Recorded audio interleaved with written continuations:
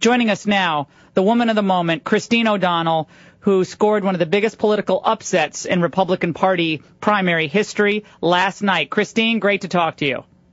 Laura, thank you for having me back. You were one of the first to have me on before we even announced. You are truly a visionary who saw how this could be possible, and not just how this could be possible, why it had to be possible, why it was a fight that was worth fighting.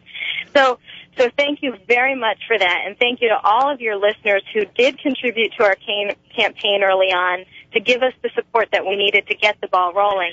You know, I want to remind everyone that before all of this Republican cannibalism started, we had a 2-point lead in the general election ahead of my Democrat opponent. So, you know, that's what's tragic about all this, because if the folks over at the NRSC really did want to win this seat, it was winnable before all of this junk started. And when that Rasmussen poll came out, Vice President Biden was just in Delaware campaigning for Chris Coons.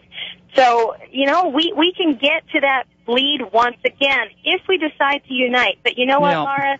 If they don't, if they choose to take the, you know, sour grape sore loser route and not help us, that's okay, because I am confident that we will get the support that we need, and that it is we the people here in Delaware who will help me win in the general election, because on both sides of the aisle, they are frustrated with the out-of-touch policies that are coming from Washington, D.C., and it's got to stop. Christine, Mike Castle has apparently he's not going to endorse you. If he had won, would you have endorsed him?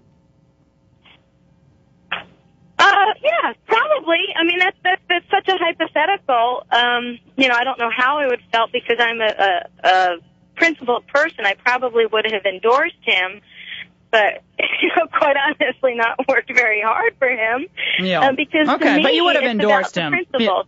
Yeah, but you would have endorsed him. I mean, absolutely. what I'm finding here is that we have Republicans who are more interested in, I think, whether it's sour grapes or standing on their elite high horses and, we can't support Christine O'Donnell. There have been all these claims and charges, and she's she can't win and all this stuff. And I'm thinking, if you only spent as much time listening to the people out there as you do trashing people who actually would probably fight pretty hard in Washington, D.C. for the issues that you supposedly care about, then maybe we would have different types of people in Washington, and Republicans wouldn't be fighting for their own political lives right now. It drives me insane. Yeah, if they worked as hard for me as they did against me, I have no doubt that we would win.